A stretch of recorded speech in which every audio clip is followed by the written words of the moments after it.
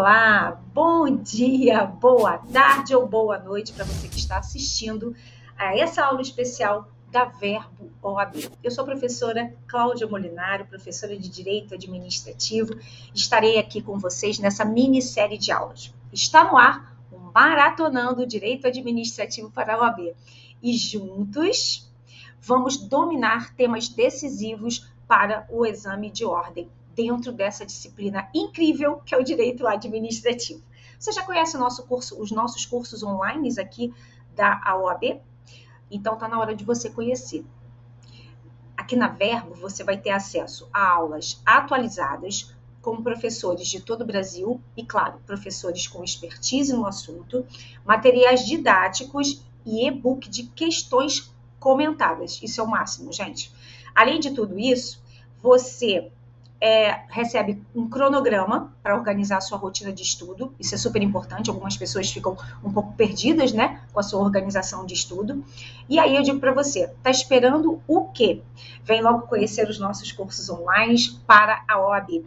Fale com uma das nossas consultoras, informa que você assistiu a esta aula comigo e consiga uma condição mais do que especial para você, tá bom? Bom, dado esses recadinhos, vamos para a nossa primeira aula com um tema decisivo para o exame de ordem, primeira fase. Hoje a gente vai falar sobre improbidade administrativa, um tema muito relevante, um tema quente, um tema, como eu disse na apresentação da nossa minissérie de aulas aí, um tema decisivo para a primeira fase do exame de ordem. Improbidade administrativa já tinha a sua importância, ok? Ela já tinha a sua importância, só que ganhou mais ainda para a nossa prova, porque em outubro de 2021, nós tivemos uma alteração, várias alterações significativas na Lei 8429 de 92. Então, a primeira coisa que eu tenho que esclarecer, a lei que você precisa estudar e que trata do tema improbidade administrativa é a Lei 8429 de 92.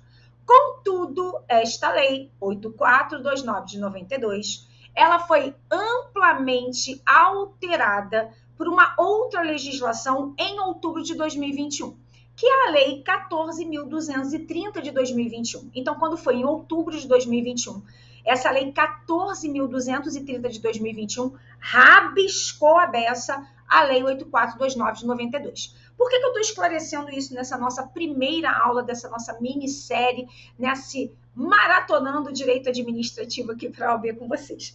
É porque alguns alunos, eles falam assim, prof, afinal de contas, qual é a lei que eu tenho que estudar para a prova? Qual é a lei de improbidade? Continua sendo a Lei 8429 de 92 ou agora a lei de improbidade é a Lei 14.230 de 2021? Gente, a lei de improbidade é a Lei 8429 de 92. Combinado? É essa, tá? É a Lei 8429 de 92. Só que a gente vai estudar essa Lei 8429 de 92 com as alterações, deixa eu mexer aqui no meu... com as alterações que foram realizadas em outubro de 2021 pela Lei 14.230 de 2021. Então, a lei que a gente vai estudar é a Lei 8429 de 92, mas só serve a Lei 8429 de 92 que foi atualizada em outubro de 2021. Se você estiver mexendo aí no material seu antigo, e está olhando a Lei 8429, sem as devidas alterações de outubro de 2021, fecha correndo, porque aquela lei antiga não serve mais. A gente precisa estudar a Lei 8429 com as suas devidas alterações feitas pela Lei 14.230 de 2021. Então, se você está com um vade-mecum aí para te acompanhar no estudo ou uma legislação administrativa, você já tem que ficar de olho para ver se tem as alterações de outubro de 2021. Se estiver com as alterações, beleza, ok, vai servir para te orientar no estudo. Se não tiver, você vai abrir o site do Planalto na Lei 8429 de 92. Tudo bem? É um tema muito importante, decisivo mesmo, como eu apresentei aqui para vocês, porque é um tema que sempre foi muito cobrado pela FGV. A FGV, sempre que toca no tema improbidade administrativa, ela nunca se prendeu apenas na literalidade dos artigos, sabe? Na letra fria da lei. Ela usava a letra fria da lei, então é importante você ter conhecimento da legislação, até porque você vai fazer a primeira fase, meu amor. Primeira fase, a prova é objetiva. Como eu costumo dizer, você tem que ter intimidade com o dispositivo legal. Beleza. Porque a tendência é a banca copiar, colar e botar na sua prova. O gabarito vai ser a literalidade de algum artigo da Lei 8429. Então, você tem que conhecer. Então, o estudo da Lei Seca é importante, prof? Importantíssimo. Mas, além disso, a banca sempre gosta de brincar com jurisprudência do STJ e do STF. E aí, aqui é que morre o perigo. Na verdade, não vai ter perigo nenhum para você, que você vai assistir essa aula comigo e não vai ter mais perigo nenhum. Por quê? Porque essas alterações que ocorreram em outubro de 2021 mexeu com várias jurisprudências do STJ. Vários posicionamentos do STJ caíram por terra. E nós tivemos, desde a publicação, da Lei 14.230 de 2021, fazendo as alterações na Lei de Improbidade, nós tivemos a propositura de 2 ADIs, cuja a tese fixada, a decisão, é importantíssimo para a nossa prova, porque trata da legitimidade ativa para a propositura da ação de improbidade, trata da competência de quem pode celebrar o acordo de não persecução civil. Então, já é um tema importantíssimo. Isso foi julgado no meio desse ano de 2022, foi em agosto de 2022. Beleza. E um tema de repercussão geral reconhecido, um tema importantíssimo, um lead case importantíssimo, falando da retroatividade ou irretroatividade dessa nova redação da Lei 8429 de 92. Então, o tema é decisivo, o tema é importantíssimo para o exame de ordem dentro do direito administrativo. Então, eu já abro essa nossa minissérie falando, essa maratona de direito administrativo que eu estou amando ficar à frente. Eu já abro com esse tema muito quente, que é a improbidade administrativa. Para a gente ter uma aula muito bacana, eu preciso que você esteja comigo, literalmente comigo. Eu quero que você abra, assim como eu vou abrir aqui agora, a Lei 8429 de 92. Então, vamos lá. Lei 8429 de 92 vai nos assessorar nesse estudo bem bacana. Eu prometo a você que você vai amar, porque é um tema que é muito importante e eu tenho certeza que você quer ser aprovado, né, meu amor? Você quer passar de uma vez por todas por essa primeira fase para ir para a sua fase do coração. Bom, então vamos lá. Lei 8429 de 92. Alguns artigos eu preciso conversar com você, tá? Que são artigos que são importantes para a nossa primeira fase, ok? Bom, eu quero conversar com você sobre o artigo 2º da Lei 8429, porque o artigo 2º da lei vai falar sobre o agente público, aquele que pratica o ato de improbidade. Então, é o que a gente chama de agente ímprobo. Qual é a preocupação com o artigo 2º da Lei 8429 de 92? A preocupação é a seguinte. Quando a gente faz a leitura do artigo 2º, a gente tem um conceito amplo de agentes públicos, tá? Uma conotação genérica, como de alguma forma já acontecia antes de outubro de 2021. Ocorre que a nova redação dada ao artigo 2º da Lei 8429 de 92 ganhou uma expressão importante, porque essa expressão veio para o artigo 2º da lei, tendo em vista uma jurisprudência do Supremo de 2018. Aí você vê, foi uma jurisprudência importantíssima em 2018, falando desse tema que a gente vai falar agora. E em 2021, quando houve a alteração que mexeu nesse artigo falando de agentes públicos, ou seja, quem seriam os agentes públicos que, praticando um ato de improbidade, podem se sujeitar aos ditames da Lei 8429 de 92? Aí é que está o negócio. É isso que eu quero que você entenda. O que eu tenho no artigo 2º é um conceito amplo de agentes públicos. É uma conotação genérica. Só que essa nova redação do artigo 2º da Lei 8429, após a alteração que a lei teve em outubro de 2021, traz a expressão agentes políticos, que não existia na redação anterior. E só veio essa expressão agentes políticos para a Lei 8429, tendo em vista uma jurisprudência de 2018 do STF. Anote o tema de repercussão geral reconhecida, que eu quero que você leia. É o tema 901. Tema de repercussão geral reconhecida 901, STF. Nesse julgado, em 2018, o que o STF determinou? Qual foi a tese fixada pelo STF? A tese fixada foi a seguinte: agentes políticos podem se sujeitar a um duplo regime sancionatório. Quando eles praticam um ato de improbidade, eles podem se sujeitar à Lei 8429 de 92, coisa que antes de 2018 não poderia acontecer.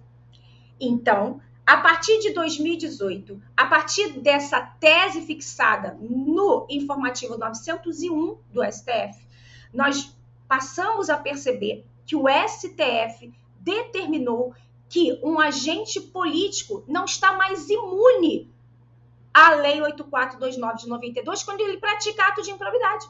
Então, ele pratica ato de improbidade, ele pode se sujeitar à Lei 8429 de 92? Pode.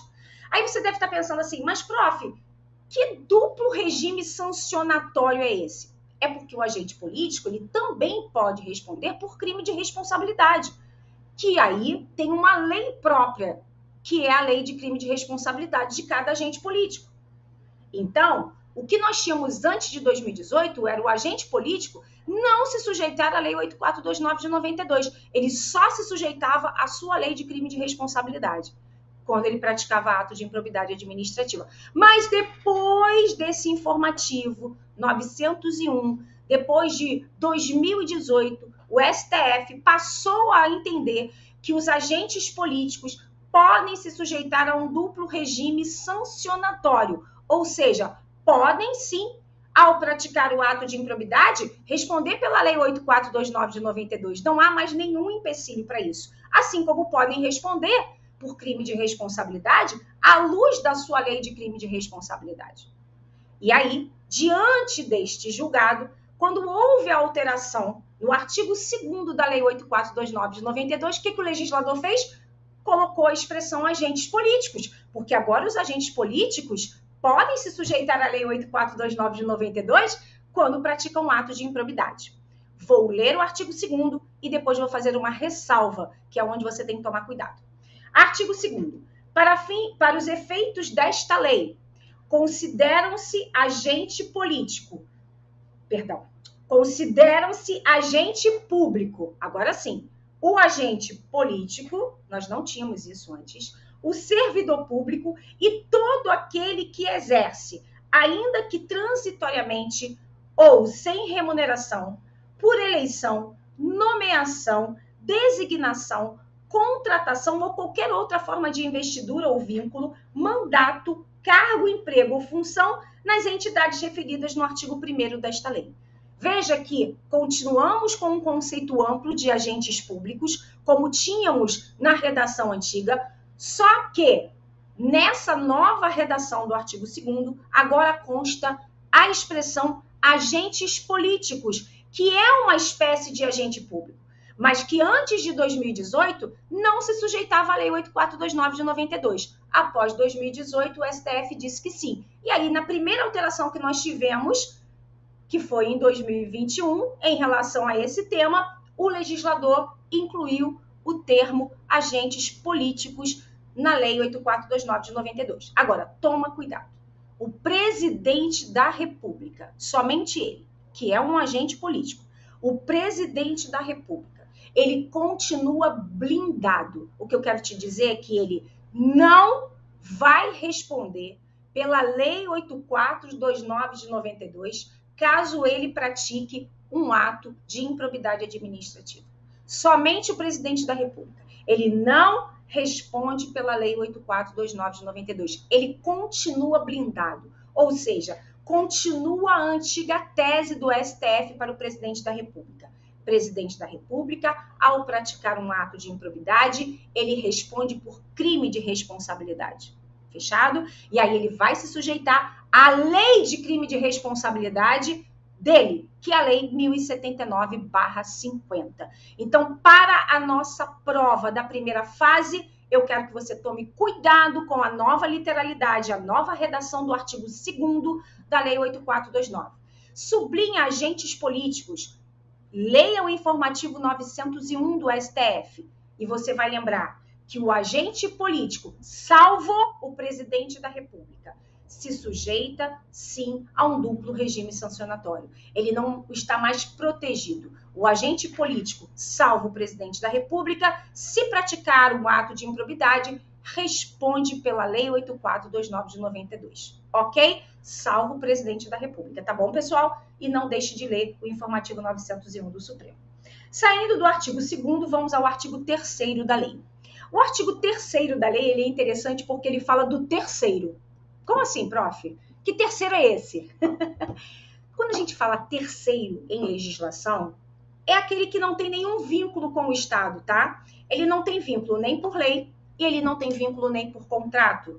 Então, ele é um terceiro. Veja que o terceiro é aquele que não é agente público. Ele não tem vínculo com a administração. Ele não tem um vínculo nem por lei e nem um vínculo por contrato. Ele é um terceiro. A pergunta que não quer calar é: o terceiro, que não é agente público, ele se sujeita à Lei 8429? A resposta está na literalidade do artigo 3º, que tem uma nova redação. A partir de outubro de 2021, ganhou uma nova redação e mudou alguns detalhes que são importantíssimos para a nossa prova. Eu quero que você tenha uma fidelidade canina à literalidade da nova redação do artigo 3º. Vou ler, vou chamar a atenção daquilo que você tem que marcar e vou te dizer aonde pode estar pegadinha para a nossa prova. Fechado? Artigo 3º. As disposições desta lei são aplicáveis no que couber, ou tudo. Ou seja, não é tudo que está na lei que eu posso aplicar ao terceiro, aquele que não é agente público. Então, vamos lá. No que couber, aquele que, mesmo não sendo agente público, induza ou concorra dolosamente para a prática do ato de improbidade. Sublinhe, induza ou concorra dolosamente. Amores, preste bem atenção. A antiga redação falava induzir, concorrer, se beneficiar direto ou indiretamente. Acabou esse negócio de se beneficiar direto ou indiretamente. Então, se na prova a FGV colocar para você que o Joãozinho, que não é agente público, só se beneficiou, ou usar esse termo, se beneficiou direto ou indiretamente com a prática do ato de improbidade, ele não responde mais pela Lei 8429 de 92, porque pela Lei 8429 de 92, ele só vai responder se ele induzir ou concorrer. Esses dois verbos, induzir ou concorrer. Prof, o que é induzir? É colocar a ideia da improbidade na cabeça do agente público. Então, o terceiro vai lá no agente público, então o terceiro é o João, o agente público é o José. O João chega para o José e diz assim: José, vamos aí, vai aí, faz isso, se enriquece ilicitamente, causa um dano ao erário, deixa de ser bobo, todo mundo faz isso virou praxe. É o João sem vergonha, o diabinho, na orelha do José, colocando a ideia da improbidade na cabeça do José. Então, ele está induzindo. Ou então, ele concorre. O João pratica o ato de improbidade junto com o José. Veja, no primeiro caso, o João induziu. No segundo caso, o João concorreu. Se ele induz ou ele concorre, um ou outro, ele vai responder pela Lei 8429 de 92 no que couber. Porque não é tudo que dá para aplicar a um terceiro que não é agente público. E outro detalhe, esse induzir ou concorrer tem que ter dolo. tem que ter a intenção em relação à prática do ato ilícito e improbidade administrativa. A palavra dolo vem com muita força de outubro de 2021 para cá. Por quê? Porque não existe mais ato de improbidade por culpa, por conduta culposa, por negligência. Não. Agora, o ato de improbidade só fica configurado se ele for praticado com dolo. Então, no artigo 3º, o terceiro, que não é agente público, ele só responde quando ele induz ou quando ele concorre. E tem que ser dolosamente para a prática do ato de improbidade administrativa. Muito cuidado com a nova literalidade do artigo 3º, tá? Muito cuidado. Bom, agora a gente vai para os atos de improbidade. Atenção ao que eu vou falar, que isso é crucial para a nossa prova. Nós temos 3 atos de improbidade, tá? Artigo 9º, enriquecimento ilícito. Então, a pessoa se aproveita da função pública que ele exerce e, com dolo, se enriquece ilicitamente. Veja que as condutas que estão no artigo 9º, nos incisos do artigo 9º, você vai verificar que é a pessoa, de forma comissiva ou omissiva, dolosamente, se aproveitando da função pública que ele exerce para se enriquecer ilicitamente. Então, o artigo 9º é o primeiro ato de improbidade, é o primeiro tipo de improbidade, que é o enriquecimento ilícito. Elemento subjetivo, dolo. Pode ser tanto uma conduta comissiva quanto uma conduta omissiva. E atenção, o rol do artigo 9º é meramente exemplificativo. Qual é a importância disso para a nossa prova? A importância disso para a nossa prova é o seguinte: às vezes a FGV vai botar um caso concreto e vai dizer o seguinte: o Joãozinho é réu numa ação de improbidade proposta pelo MP. O MP está acusando o Joãozinho de ter praticado um ato de improbidade que comporta em enriquecimento ilícito do Joãozinho. Aí o Joãozinho apresenta em contestação a seguinte tese: não posso ser condenado por esse ato de improbidade que está sendo imputado pelo Ministério Público, uma vez que a conduta descrita na exordial, ou seja, na peça, não consta no rol do artigo 9º. Portanto, a ação tem que ser julgada improcedente. Aí a banca vai te perguntar se essa linha de defesa do Joãozinho procede. Não procede. Ué, prof, por quê? Porque eu acabei de te dizer que o rol do artigo 9º é meramente exemplificativo. Ainda que a conduta do Joãozinho não esteja expressa no artigo 9º da lei, se ela é uma conduta que realmente gerou o enriquecimento ilícito do Joãozinho, ele vai responder por improbidade administrativa, porque o rol do artigo 9º é exemplificativo. Ou seja, qualquer situação análoga a essas que estão aqui no artigo 9º da lei e que caracterize o enriquecimento ilícito do Joãozinho, ele responde. Então, é esse o raciocínio jurídico que você tem que fazer quando eu digo que o rol do artigo 9º é meramente exemplificativo. Não adianta levantar o dedinho para se defender e falar que não pode ser condenado por improbidade, porque a conduta imputada a ele na inicial não está expressa no artigo 9º. Pouco importa que não esteja expressa, desde que configure um enriquecimento ilícito, vai responder, porque o rol é meramente exemplificativo. Tudo bem? Segundo ato de improbidade. O segundo ato de improbidade que a gente tem está no artigo 10. É o ato de improbidade que causa dano ao erário. Aqui eu quero que você tome muito cuidado. Por quê? Porque antes de outubro de 2021, existia o ato de improbidade que causa dano ao erário por culpa.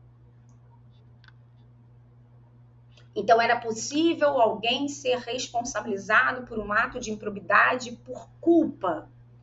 quando causava dano ao erário? Sim. Era possível, então, causando dano ao erário por conduta culposa, o Joãozinho responder? Sim. A prova, quando dizia o Joãozinho agiu com negligência e não com dolo, mas mesmo assim causou dano ao erário, ele respondia. Porque antes de outubro de 2021, existia o ato de improbidade que causa dano ao erário por culpa. Era o único que existia. Ato de improbidade que causa dano ao erário por culpa existia. Até outubro de 2021, amor de minha vida. Passou outubro de 2021, esquece esse negócio, rasga, tira da sua vida, tira da sua mente. Não existe mais ato de improbidade por conduta culposa. Então, não existe mais ato de improbidade que causou dano ao erário por culpa. Somente dolo, um dolo específico. Então, o que eu vou guardar para a prova? O segundo ato de improbidade, o segundo tipo de ato de improbidade é o que causa dano ao erário. Está no artigo 10. Eu preciso do elemento subjetivo dolo. É preciso dolo específico. A intenção de atuar ilicitamente, configurando a improbidade administrativa, que nesse caso é o dano ao erário. Aqui cabe conduta comissiva e omissiva, mas somente um elemento subjetivo, que é o dolo específico. Não existe mais ato de improbidade por culpa. Cuidado, porque a banca vai fazer gracinha, ao invés dela utilizar a expressão por culpa, ato de improbidade com culpa, ela vai falar assim, agiu com negligência. Amores, agiu com negligência é agir com culpa. Então toma cuidado, porque às vezes a banca não vai botar conduta culposa, agiu com culpa, ela vai falar assim, agiu com negligência. Acabou. Agiu com negligência, hashtag, é a mesma coisa que com culpa. Tu não vai cair nessa pegadinha. Não pode ninguém ser responsabilizado mais por um ato de improbidade por culpa. Somente por dolo. Fechado? O artigo 10, o rol também é meramente exemplificativo. E aí a gente vai fazer aquele mesmo raciocínio. Joãozinho é réu numa ação proposta pelo Ministério Público, imputando a Joãozinho o ato de improbidade que causa dano ao erário. Aí o Joãozinho, em contestação, alega em sua defesa. Não posso ser responsabilizado por ato de improbidade, por essa conduta descrita pelo MP, uma vez que essa conduta não está expressa no rol do artigo 10. Procede? Prospera? Não.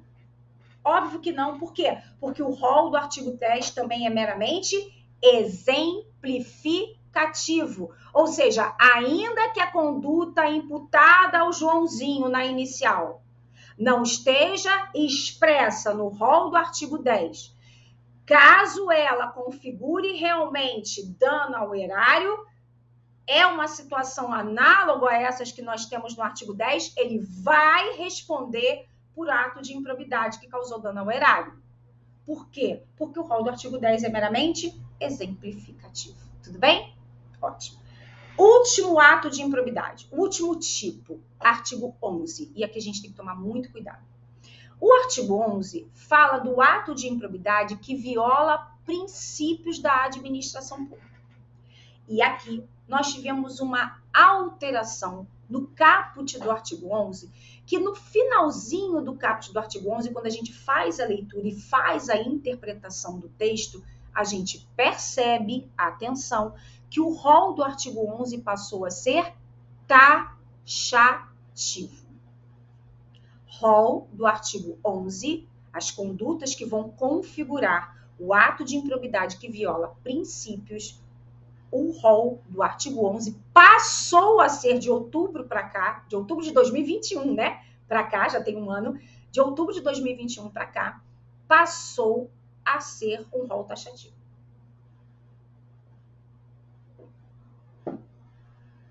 Aí o raciocínio é outro. Aí o raciocínio que eu quero que você faça é o seguinte: se a conduta imputada ao Joãozinho não estiver no rol do artigo 11, o Joãozinho não responde por ato de improbidade que viola princípios. Por quê? Porque para responder por esse ato de improbidade do artigo 11, que vai configurar o ato de improbidade que viola princípios da administração pública, tem que estar no rol do artigo 11, porque o rol passou a ser taxativo. Quer ver? Ó, vou ler o artigo 11. Constitui ato de improbidade administrativa que atenta contra os princípios da administração pública, ação ou omissão dolosa. Então, aqui também, conduta comissiva, que é a ação, conduta omissiva, que é a omissão, e dolo. Tem que ter dolo. A gente já sabe disso. Que viole os deveres de honestidade, imparcialidade e legalizada. Atenção, olha só o finalzinho do caput do artigo 11. Caracterizada por uma das seguintes condutas. Aqui a gente não tem a palavra notadamente, que a gente encontra no caput do artigo 10 e no caput do artigo 9. Aqui foi retirada a ideia de notadamente e foi colocado caracterizada por uma das seguintes condutas. Então, o artigo 11, o rol é taxativo. No artigo 9 é exemplificativo. No artigo 10 é exemplificativo. Por quê?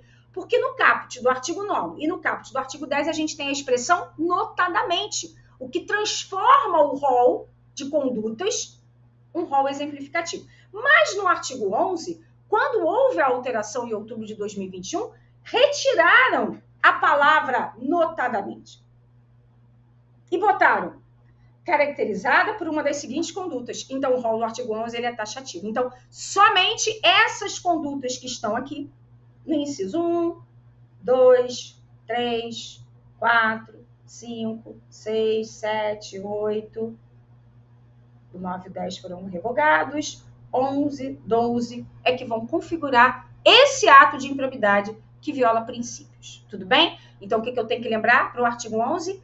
Eu quero dolo, porque só dolo. Eu quero ou conduta comissiva ou omissiva, e o rol é taxativo. Ainda dentro do artigo 11, que é um artigo que me chama muita atenção para a prova, eu quero destacar dois incisos, tá? Dois incisos.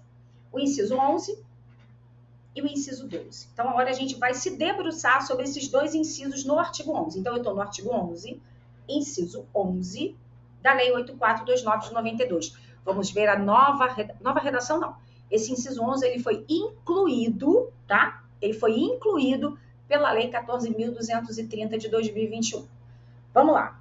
Eu vou ler o inciso 11 e eu quero saber se você vai lembrar desse assunto. Então, o inciso 11 diz que violar princípios da administração pública seria nomear cônjuge, companheiro ou parente em linha reta, colateral ou por afinidade até o 3º grau, inclusive da autoridade nomeante ou de servidor da mesma pessoa jurídica, investido em cargo de direção, chefia ou assessoramento, para o exercício de cargo em comissão ou de confiança ou ainda de função gratificada na administração pública direta e indireta em qualquer dos poderes da União, dos estados e do DF e dos municípios, compreendido o ajuste mediante designações recíprocas. Meus amores, ao fazer a leitura do inciso 11, do artigo 11 da Lei 8429, esse inciso foi incluído em outubro de 2021, qual o assunto que vem à tona? Nepotismo. Veja, a partir de outubro de 2021, essa prática de nepotismo, seja ele direto ou cruzado porque aqui fala compreendido o ajuste mediante designações recíprocas. Isso é nepotismo cruzado? Quando a lei fala que a prática do nepotismo, quando, melhor dizendo, é incluído esse inciso 11 no artigo 11 da Lei 8429, que configura o nepotismo direto ou cruzado, nós passamos a ter o nepotismo como um ato de improbidade administrativa. Antes de outubro de 2021, você poderia dizer que o nepotismo violaria princípios e poderia até configurar um ato de improbidade. Verdade, eu não nego. Só que de outubro de 2021 para cá, isso passou a estar no rol taxativo do artigo 11 como uma espécie de ato de improbidade que viola princípios. Então, ganhou uma importância maior no momento que o legislador positivou isso na lei de improbidade como uma hipótese de ato de improbidade que viola princípios. Ao lado do inciso 11, eu gostaria que você marcasse e fizesse a leitura da súmula 13 vinculante. Prof, o que é a súmula 13 vinculante? Amor, a súmula 13 vinculante é a súmula que veda o nepotismo, tá? Súmula 13 vinculante é a súmula que veda o nepotismo. E também a jurisprudência já falava de um nepotismo direto e cruzado. E aqui, quando aparece o inciso 11 no artigo 11 falando de nepotismo e agora a gente tem como uma espécie de ato de improbidade, também é um nepotismo direto ou cruzado, com a ideia de designações recíprocas, é um nepotismo cruzado. Ao lado você bota súmula 13 vinculante e leia, porque isso é importante. Inciso 12 agora, artigo 11, inciso 12. Veja, o artigo 11, inciso 12, vai falar de violação do princípio da impessoalidade. Mas, professora, eu não estou vendo escrito aqui princípio da impessoalidade. Mas pode acreditar em mim. Vou ler e vou fazer a interpretação com você. A gente vai ter que dar um passeio pelo texto constitucional. Veja só. Inciso 12. Então, eu estou no artigo 11, inciso 12 da Lei 8429 de 92. Praticar no âmbito da administração pública e com recursos do erário. Isso é importantíssimo, tá? Praticar no âmbito da administração pública e com recursos do erário ato de publicidade que contrarie o disposto no parágrafo 1º do artigo 37 da Constituição Federal, de forma a promover inequívoco enaltecimento do agente público e personalização de atos, de programas, de obras, de serviços ou de campanhas dos órgãos públicos. Amores, quando a gente estuda desde a época da faculdade, o que está no artigo 37, parágrafo 1º da Constituição Federal? O princípio da impessoalidade, que veda a promoção pessoal do agente. Ao fazer a leitura do artigo 37, parágrafo 1º da Constituição, a gente sabe que ali está sendo valorado o princípio da impessoalidade, que veda a promoção pessoal do agente. Aqui na lei de improbidade, a gente não tem escrito o princípio da impessoalidade. Mas a gente tem o artigo 37, parágrafo 1º da Constituição, que a gente sabe que traz implicitamente o princípio da impessoalidade. E lá na Constituição, veda a promoção pessoal do agente. Aqui não está escrito promoção pessoal do agente, mas está escrito assim, de forma a promover inequívoco enaltecimento do agente público. Gente, enaltecimento do agente público, hashtag, é promoção pessoal. Personalização de atos, programas, isso é proibido pelo texto constitucional. Vai no 37, parágrafo 1º, isso configura a promoção pessoal do agente. Se isso acontece, se a banca diz para você que o Joãozinho, ele se promoveu com uma determinada obra pública que ele tenha feito, ele se enalteceu, ele personalizou aquela obra, né? Então ele construiu casas populares, botou na cor do seu partido e botou uma faixa de inauguração dizendo: Totonho Filho à disposição da sociedade. Não se esqueça de mim na época das eleições, porque ele vai se reeleger. É óbvio que ele está se enaltecendo. É óbvio que ele está personalizando as obras públicas que ele fez. Isso é violação no princípio da impessoalidade e desde outubro de 2021 isso passou a ser ato de improbidade administrativa. Tudo bem? Então, muito cuidado com o inciso 12 do artigo 11. Fechado? Seguindo na legislação, vamos agora falar das sanções. A lei chama de penas, das penas, capítulo 3, vamos ao artigo 12. O artigo 12, ele vai falar das sanções que podem ser aplicadas àquele que pratica ato de improbidade. E a gente tem que tomar muito cuidado, porque esse é um artigo que a FGV sempre gostou muito. Ela sempre fez o seguinte, ela pega a conduta, coloca na questão e te pergunta qual é a sanção que poderia ser aplicada aquela conduta. Então, o artigo 12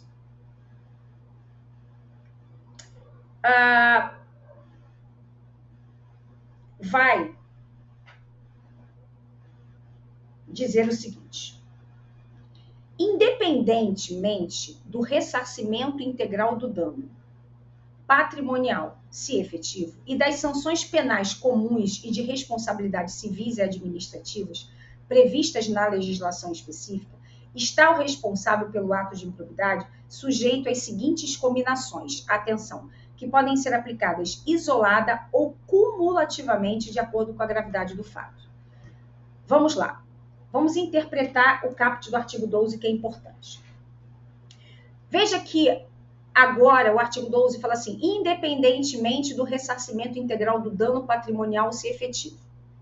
Veja que é como se a legislação tivesse separado o ressarcimento integral do dano patrimonial das sanções que estão nos incisos do artigo 12. Então, a gente vai fazer o seguinte: olhou a prova, verificou que o fulaninho praticou o ato de improbidade que causa dano ao erário, a primeira coisa que você vai lembrar é que ele vai ter que ressarcir integralmente o dano que ele praticou, que ele causou, tá? Então, isso é que a gente vai treinar para a prova. Verificou na prova que a FGV colocou que o Joãozinho causou dano ao erário e tá te perguntando o que pode acontecer com o Joãozinho, a primeira coisa que você vai procurar, se ele causou dano ao erário, ele vai ter que ressarcir integralmente o dano, ponto.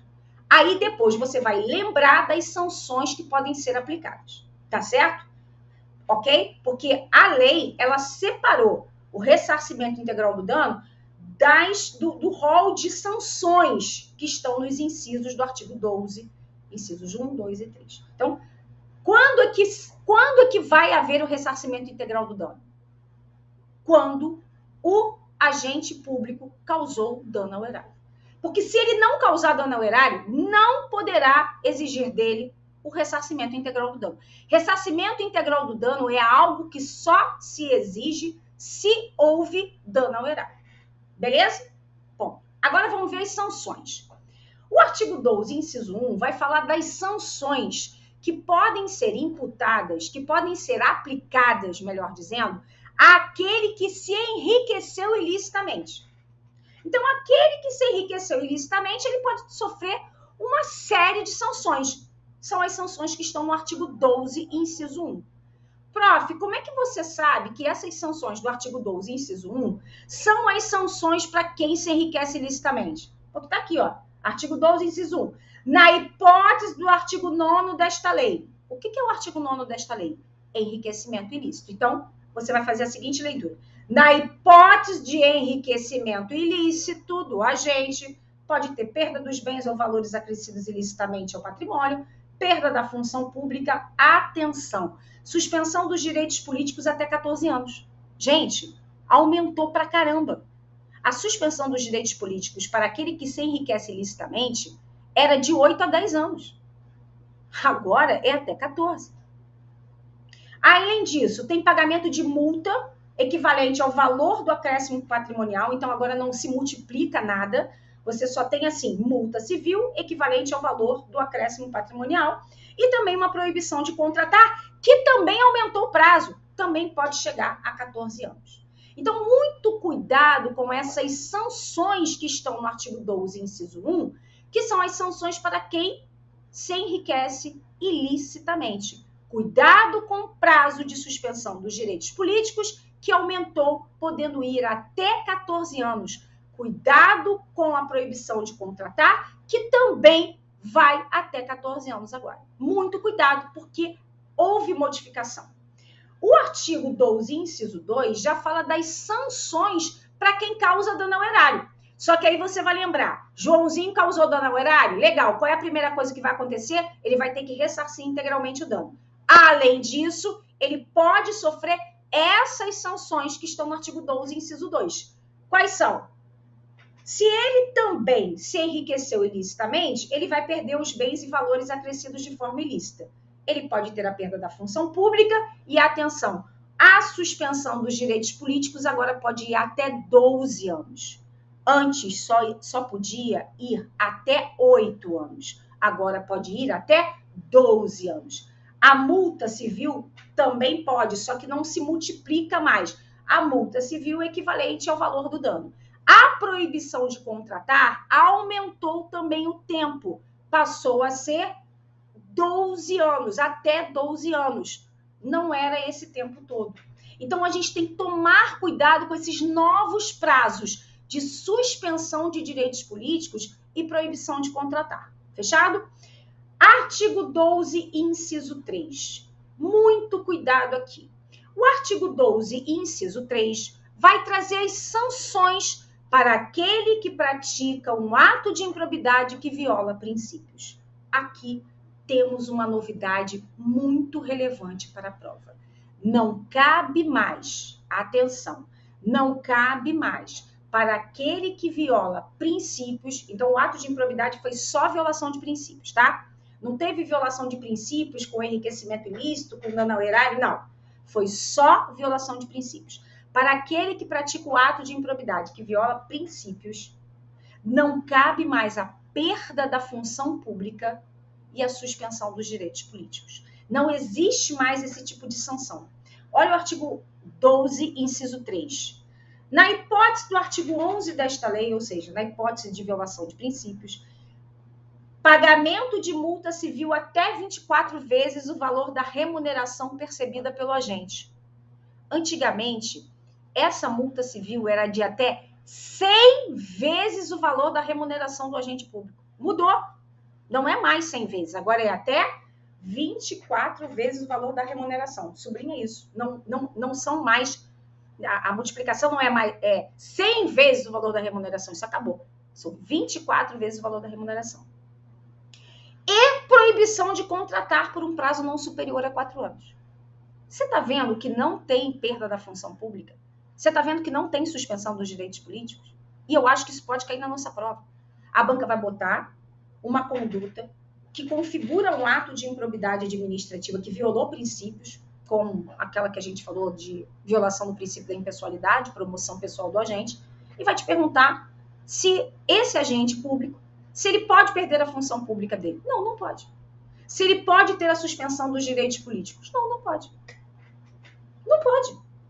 Por quê? Porque o artigo 12, inciso 3, não traz mais essas duas sanções para quem pratica ato de improbidade que viola princípios. Queridos, muito cuidado com o artigo 12 como um todo. Muito cuidado na prova, principalmente com os incisos. Mas você sabe que você tem que ler a lei inteira para a prova, né? São 23 artigos e essa lei é importantíssima para a nossa prova. Nem pense ir para a sua prova sem fazer a leitura da lei de improbidade, tá? Outra coisa, o parágrafo 1º acabou trazendo positivando uma situação que era muito discutida na doutrina, na jurisprudência. Artigo 12, parágrafo 1º. E eu vi a FGV cobrando isso, tá? O parágrafo 1º do artigo 12 diz assim: a sanção da perda de função pública, nas hipóteses do inciso 1 e 2 do caput deste artigo, ou seja, porque não cabe para aquele que violou princípios, atinge apenas o vínculo de mesma qualidade e natureza que o agente público ou político detinha com o poder público na época do cometimento da infração, podendo o magistrado, na hipótese do inciso 1 deste artigo, que é o enriquecimento ilícito, em caráter excepcional, estendê-la aos demais vínculos, consideradas as circunstâncias do caso e a gravidade da infração. Eu quero que você tome cuidado com esse artigo 12, parágrafo 1º, porque eu acabei de ver esse artigo 12, parágrafo 1º, numa prova da FGV de concurso público. Ah, professora, mas é concurso público. E qual o problema? Você acha que as provas de concurso público são mais difíceis do que a sua da OAB? Pois eu te garanto que não. Muitas vezes as questões da FGV em concurso público são mais fáceis que a sua da OAB. E a gente tem que estar sempre de olho no que a FGV cobra, tanto nas provas anteriores quanto nas provas de concurso público. Então, cuidado com o artigo 12, parágrafo 1º. Lembrando que essas sanções podem ser aplicadas isoladamente ou cumulativamente, e elas precisam do trânsito em julgado da sentença para serem executadas, tá? Precisam do trânsito em julgado da sentença para serem executadas. Bom, vamos ao artigo 17, caput, que vai falar da legitimidade ativa para a propositura da ação de improbidade administrativa. Quando você vai no artigo 17, você vai verificar, artigo 17, tá? Você vai verificar no caput que tem, se você tiver com a sua legislação devidamente atualizada, ou se você estiver no site do Planalto, você vai ver que ao lado do artigo 17 caput, a gente tem assim, ADI 7042 e ADI 7043, que foram ações declaratórias de inconstitucionalidade ajuizadas. Por quê? Porque a nova redação do artigo 17 da Lei de Improbidade não traz mais uma legitimidade ativa concorrente entre o Ministério Público e a pessoa jurídica interessada. Quem é essa pessoa jurídica interessada, prof? É a vítima do ato de improbidade, tá? Que, na verdade, aqui a gente está falando da administração pública. Só que, aí o que acontece? Quando você faz a leitura do artigo 17 da Lei 8429, numa interpretação literal do artigo 17, você vai ver que só o MP pode propor ação. E foi isso que foi questionado na ADI. E aí nós tivemos a decisão de mérito dessas ADIs. E qual é a tese que você tem que levar para a prova? Voltamos a ter uma legitimidade concorrente entre o Ministério Público e a pessoa jurídica interessada. Ou seja, diante das decisões da ADI 7042 e 7043, o STF pediu uma interpretação conforme a Constituição e passou a entender, fixou a tese que quem tem legitimidade ativa para a propositura da ação é o Ministério Público e a pessoa jurídica interessada, e não só o Ministério Público. Então, você não pode fazer uma interpretação literal do artigo 17, senão você vai se afundar na prova. Lembra que voltou a ser uma legitimidade ativa concorrente, ou o MP ou a pessoa jurídica interessada. Leia essas ADIs. Outra coisa que é importante, artigo 17b. O artigo 17b vai falar do acordo de não persecução civil. Esse acordo de não persecução civil, ele já existia antes de outubro de 2021. Beleza. Só que esse artigo 17b, ele veio dizer para a gente quem é que teria competência para celebrar o acordo de não persecução civil. E aí o 17b veio falando para a gente que era o MP que tinha essa competência para celebrar o acordo de não persecução civil. Esse artigo também foi submetido ao julgamento das ADIs e o STF também pediu uma interpretação conforme e passou a entender, fixou a seguinte tese: tanto o Ministério Público quanto as pessoas jurídicas interessadas, e aí pessoas jurídicas interessadas é quem sofre o ato de improbidade, e aqui a gente pode pensar na administração pública, porque foi pensando na administração pública que essas ações foram ajuizadas. Tanto o MP quanto as pessoas jurídicas interessadas podem celebrar o acordo de não persecução civil, tá? Então, de novo, não faça uma interpretação apenas literal do artigo 17b. Se fizer, vai entrar pelo cano. Tem que entender o que o STF decidiu nas ADIs. Então, tanto um quanto o outro podem celebrar o contrato de não persecução. O acordo de não persecução civil. Outra coisa. Prof, quando eu escuto falar acordo de não persecução civil, parece que é para fazer um acordo para que não haja propositura da ação de improbidade, né? É verdade. Quando a gente lê acordo de não persecução civil, a ideia é fazer um acordo para evitar a propositura da ação.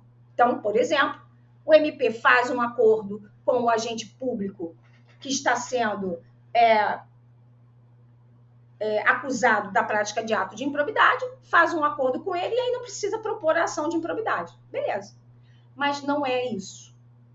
Porque esse acordo de não persecução civil, a gente vai ler o artigo 17b, parágrafo 4º, e você vai ver que ele pode, sim, ser feito ainda em período de inquérito administrativo, de apuração dos fatos, mas também ele pode ser feito durante o curso da ação, ou seja, a ação foi proposta e, posteriormente, o acordo de não persecução civil vai ser feito. Até mesmo no momento de cumprimento de sentença pode ser feito o acordo de não persecução civil. Olha o 17b, parágrafo 4º. O acordo a que se refere o caput, eu estou no 17b, parágrafo 4º.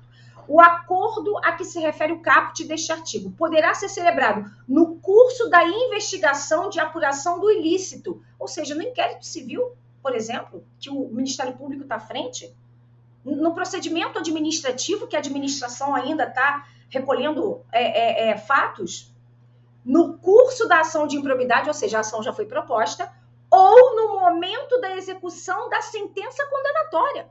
Ou seja, até no momento do cumprimento de sentença, no momento da execução da sentença condenatória, pode ser feito um acordo.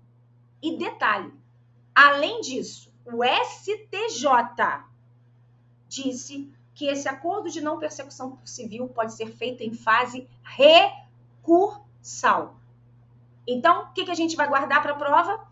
Quem é que pode fazer o acordo? Quem pode celebrar o acordo de não persecução civil? O MP e a pessoa jurídica interessada. Lembra da ADI, 7042 e 7043. Se a banca te perguntar em que momento processual pode ser feito esse acordo de não persecução civil, o 17, parágrafo 4º te responde. Pode ser feito ainda no momento da investigação, mas também no curso da ação, até mesmo no momento da execução da sentença condenatória. E jurisprudência do STJ, fase recursal. Muito cuidado com isso. Para a gente ir finalizando, aqui eu fui destacando os pontos mais relevantes. Artigo 23, que vai falar da prescrição. Meus amores, muito cuidado com a parte de prescrição. Nós temos um novo caput no artigo 23. A ação para aplicação das sanções previstas nesta lei prescreve em 8 anos. 8 anos, contados a partir da ocorrência do fato. Mudou tudo. O prazo prescricional era de 5, no final do mandato, contado após o final do mandato, do cargo em comissão. Acabou. Acabou. O prazo agora é de 8 anos. 8 anos contados a partir da ocorrência do fato. Tudo bem? Muito cuidado. Eu digo o seguinte, leia o artigo 23 todo. Todo. O 23 novo todo. Não deixe de ler para a prova. Porque a banca sempre gostou muito de prescrição e a gente tem muita coisa de redação nova aqui, incluída pela Lei 14.230 de 2021. E para a gente finalizar com chave de ouro. Tema de repercussão geral reconhecida, 1199. Tema de repercussão geral reconhecida, 1199. Amores, o que acontece? Por uma interpretação que fizeram de um artigo na Lei 8429, que eu não vou ficar me aprofundando nisso, senão a gente teria que tomar um tempo muito maior, e não há necessidade disso para você. Só entende que, diante de uma interpretação que foi feita de alguns artigos da Lei 8429, com a sua nova redação, né, a partir de outubro de 2021, começou a se falar, começou a se indagar se era possível a Lei 8429, com as suas novas alterações, com as suas novas redações, ou melhor, se as novas redações da Lei 8429 poderiam retroagir em benefício do réu. Sabe aquela ideia no direito penal que a lei pode retroagir em benefício do réu? Então, começou a se fazer uma interpretação de alguns artigos da Lei 8429, com nova redação dada em outubro de 2021, e se levantou, né? Levantou essa bola, perguntando se essa nova redação ela poderia retroagir em benefício do réu. Vamos lá. Questão da prescrição. Tanto a prescrição geral quanto a prescrição intercorrente que a gente tem agora. Não pode retroagir. Ou seja, esse prazo novo que a gente tem aqui no artigo 23, somente para as condutas praticadas de outubro de 2021 para frente, tá? A questão do dolo e da culpa. Realmente só tem ato de improbidade por dolo. Mas, prof, como é que fica os atos de improbidade que foram praticados antes de outubro de 2021 e que aceitavam a conduta culposa? Vamos lá. Isso já caiu na nossa prova. Se a questão disser que o Joãozinho é réu numa ação de improbidade administrativa por um ato de improbidade que causou dano ao erário por negligência, por conduta culposa. Se essa ação já tem trânsito em julgado da sentença, já tem coisa julgada, não é possível a lei retroagir, porque a lei não pode retroagir para atingir coisa julgada, senão isso viola o princípio da segurança jurídica, artigo 5º, inciso 36 da Constituição. Então, é uma ação que já tem um trânsito em julgado da sentença, já tem coisa julgada. Ele foi condenado por ato de improbidade por conduta culposa. Acabou. A lei não pode voltar. A lei não pode retroagir para atingir coisa julgada. O artigo 5º, inciso 36 da Constituição não permite. Princípio da segurança jurídica. Agora, se a ação ainda está em curso, não tem trânsito em julgado, mas existe uma ação onde o Joãozinho está sendo acusado de praticar ato de improbidade por culpa. Aí essa ação vai morrer. Essa ação vai morrer não é nem por questão de retroatividade, não. Essa ação morre porque não se tem mais como responsabilizar alguém por ato de improbidade por culpa. Se não existe mais o ato de improbidade por culpa, como é que a pessoa vai ser condenada por algo que não existe mais? Por um tipo que não existe mais? Então, você tem que olhar a questão e verificar. Se já tem coisa julgada, acabou. Esquece. Já era. Agora, se a ação está em curso, não tem coisa julgada, aí a ação morre. Aí não vai dar em nada. Por quê? Porque ninguém pode ser acusado de ato de improbidade por culpa, porque esse ato não existe mais. Tema de repercussão geral reconhecida, 1199. Não deixe de ler, ok? Espero que vocês tenham gostado da nossa primeira aula nessa maratona de direito administrativo. Falamos de um tema importantíssimo e de pontos realmente decisivos para a nossa primeira fase no exame de ordem. Beijo no seu coração e até o próximo encontro.